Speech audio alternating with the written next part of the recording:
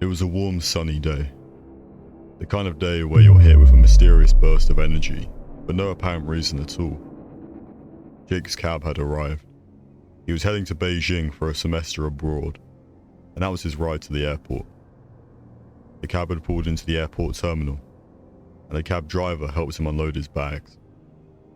After usual rounds of the airport security, he was seated at the lounge. Boarding took about an hour or so. There was plenty of time to kill. He quickly hopped on a call with his parents, but they kept reminding him how much they missed him, even though he'd only left them a couple of hours ago. Time went by quickly as he talked to them, and the boarding calls had begun. He bid farewell to his parents and started to head on over to the bridge, all the while thinking about how he'll be missing that place for the next few months. The cabin was filled with people. He was travelling to the country during peak travel time. His seat was placed near the cockpit along the mid-aisle. He located it and got seated. It was a 6-hour flight, and the in-flight entertainment was kind of a drag. Fortunately, he was seated next to a mum travelling with her daughter, to whom he talked. They were travelling to Beijing to spend a week with the kids' grandparents. The flight had started to move as they began taxiing, and then the plane aligned itself with the runway. The plane was thrust to full speed, and in an instant, they found themselves detaching from the ground below them, and soon they reached cruising altitude.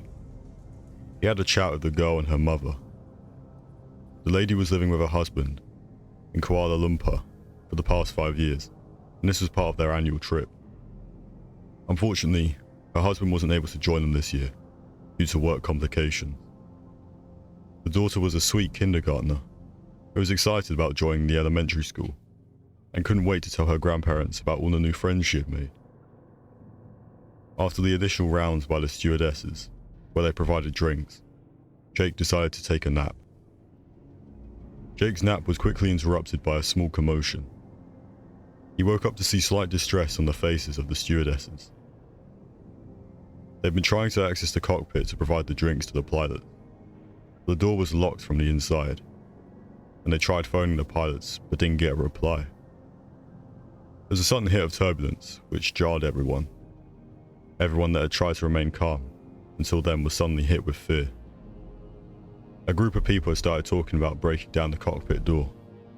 Initially, it was met with skepticism, but seeing they didn't have a choice, everyone had to agree.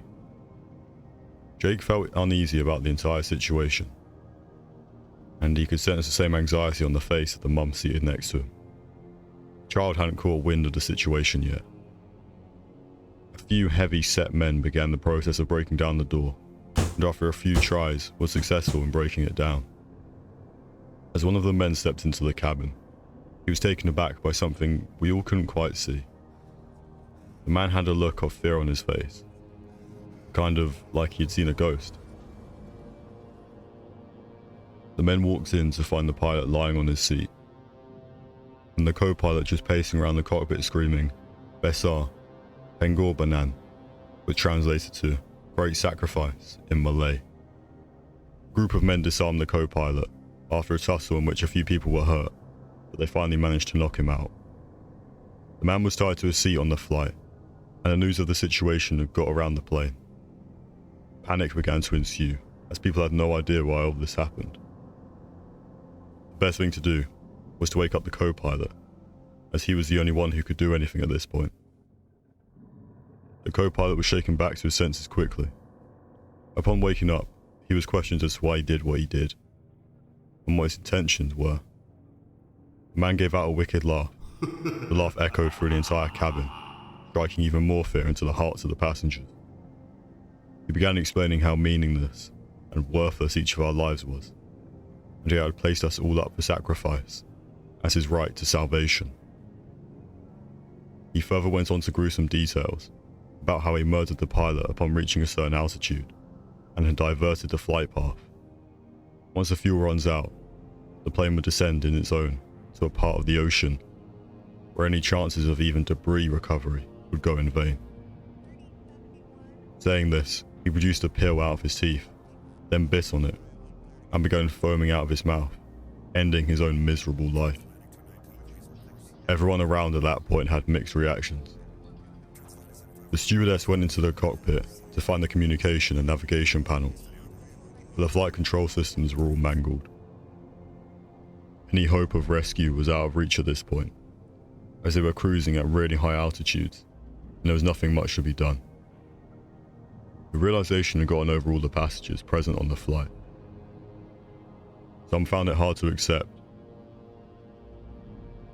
while some had just decided to accept the fact and were spending the final few moments with their loved one before praying. Jake was dreading the moment he decided to board the flight. I thought about how devastated his parents will be. The plane had slowly decided its descent. The mother held on tightly to her child, trying to hold back the fear in her as the plane began descending quickly at an increasing speed. Despite all of this, Jake had this sense of hopelessness took over him as he heard the child say, "Mum, when are we going to see Dad again?" Subscribe today or